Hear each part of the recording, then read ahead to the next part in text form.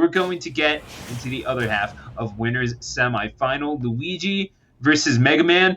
Someone's getting gamed. Let's see who it's going to be. To Pokemon Stadium we go for game number 1.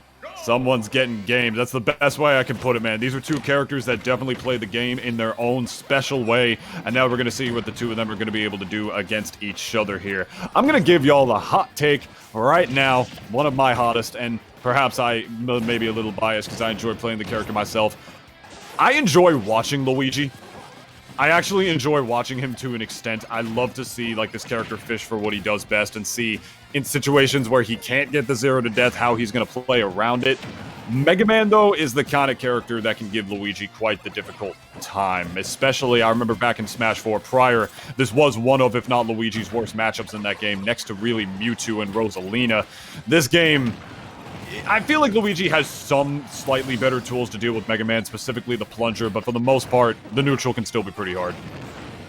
No, I tend to agree with you, but now as you're talking about someone like Luigi, who, again, you just got to get in and get these kills on a pretty dense dude in Mega Man, more than anything else. It's, I don't know, being able to clinch those confirms.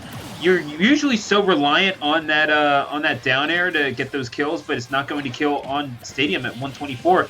That's a rough way to go about things. You are going to have to get a few of those smash reads, and luckily you do have a pretty decent up smash in Tunis. But I mean, it's a whole lot to take by faith. You got to make this Mega Man make their own mistakes. Yeah, Mega Man is one of those characters that like you really don't play his neutral half the time, you're gonna have a really bad time by just getting eaten alive by his pellets, which is his jab, and also his forward tilt, and also his neutral air. So he's gonna be holding in to do that just like in the close classic Mega Man games, but not if Blutsauger has anything to say about it, throwing him down into the depths with a strong hit of the down air. Not even always the easiest hitbox to land, man. You gotta sort of aim that one on the way down. And speaking of hard hitboxes, the hard knuckle, woo!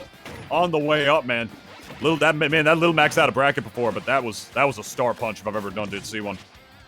Yeah, just smack him in the face with the gun. Why not? Straight pistol whip. There was Blutsauger, and now Geo going to take themselves into the limits here of winners semifinals. Game number 1, and thus far pretty contentious matchup. I kind of wonder about Geo's playstyle. I feel like I see them coming in just a little bit too often. I don't think they need to be putting their body on the line quite this much, and that might be why. Nintunis has been knocked out as well. Oh boy! You said you liked watching this. Oh boy! Yeah, gets the drop, and then look at this. Comes in. You shielded. You got the back air shielded, and you died for it, man. What else is there to say? It's like watching, dude, I mean, I enjoy watching it like I like watching a horror movie, you know? It's like, I don't want to be in that situation, and it's terrifying to see at, but looking at Luigi, in the sense that what you saw him just do to this Mega Man, it's essentially like confronting your own mortality. Humans have some sort of weird interest to it, and they just keep getting drawn to it, despite how bad it is for you. Despite how damn bad it is for you. Beautiful stuff right there out of shield. Luigi can't turn that around quick enough to be able to get a hard knuckle of his own against GOS right here, and that is going to be Blutsauger taking the first game against this Mega Man here. Wow. Is that what you paid to see? Is that what y'all are paying Master Hand Gaming for? Yes, absolutely. Subscribe to Master Hand Gaming. Anyway, game number 2. Yeah. We're going to get right back to it. Blutsauger, I mean, obviously Geo is not really convinced that that's repeatable, but I don't know, if Geo doesn't wise up and gauge out some of these approaches, it might just wind up being so for Blutsauger. Might so be instead, man. It's an interesting thing to say the least, man, because Luigi has... it's not even just Luigi. Any character really has to play a certain type of neutral against Mega Man, and if you don't know how to play it, you'll get eaten alive. But one of the biggest things about that neutral, Stu, is that back air does take the stock. Beautiful offstage sinking back air by Geo right there. Catching Luigi where he's vulnerable. Against Mega Man, one of the most important things is knowing what moves, what attacks that your character has that beat out pellets. That is the most important thing, or one of the most important things, I should say, in terms of fighting Mega Man. If you don't know what that move is, whether it's your neutral air or a forward air or even an invincible smash attack, something, you're going to have 10 times harder of a time against the Blue Bomber. Absolutely, but now as we're seeing Blutsauger kind of make their way in and around, just sort of bobbing and weaving. It's not just Little Mac that can do that. It's Luigi in the air with those, let's call them unique attributes that Luigi has that makes them just a crowd favorite, you know? But yeah, those down tilts at the ledge, again, you got to get the most out of those ledge guards. And Blutsauger has been doing pretty well thus far in Tunist. I know that it's basically an execution test, but there's only so much you can do when you get shot in the face. Dude, the adaptation coming out from Geo is absolutely beautiful, man. Luigi's the kind of character that can absolutely piss you off something fierce to high hell, make you say something on Twitter that you'll regret immensely, something that may, in fact, just get you canceled if you don't play your cards properly. But Luigi off the level, specifically, is where he falters. The character is not invincible. Once you actually have Luigi off stage, because of the nerfs, if you can even really call them that, or changes, I should say, that they made to his down B in this game, the fact that he cannot rise with it like he used to be able to do in Smash 4, and even back in Melee as well, that makes Luigi's offstage presence that much more exploitable. If Luigi's side Bs to recover, which there are a lot of positions where he has to, if he does it in just the right position, even if you don't necessarily have a disjointed aerial, you can just jump out there and hit him for it, or you could just read rolls like Geo did right there for the up smash and kill him off the top. Even sad. And sometimes it's all you need. It's not just about brawn, it's about brains, and you've got to be able to get those reads. And we saw Blutsauger get one off of an up smash in game number 1. Well, that's going to confirm game number 2 for the Blue Bomber against Blutsauger. That was my Mega Man impression. Yeah, I saw that. That was noted. If you use your imagination, there'll be sparks there. Is that going in an edit? Is that what's happening? It's in the middle of the set, so it's going to be in the VOD. Yeah, okay, yeah, fair. No, that's whatever you had in mind, honestly. Who am I to trample on your creative vision, in Tunis? Anyway, go ahead and subscribe to the Double D Experience on whatever I feel like you, of all people, have the right to. It's okay. That is not that's not a blank check you want to make out to me, buddy. Game number 3. So back on Pokemon Stadium, each player has taken a game here. I mean, obviously, different strengths being recognized. I'm just wondering which performance do you think was the most repeatable out of those victories? Repeatable in terms of like.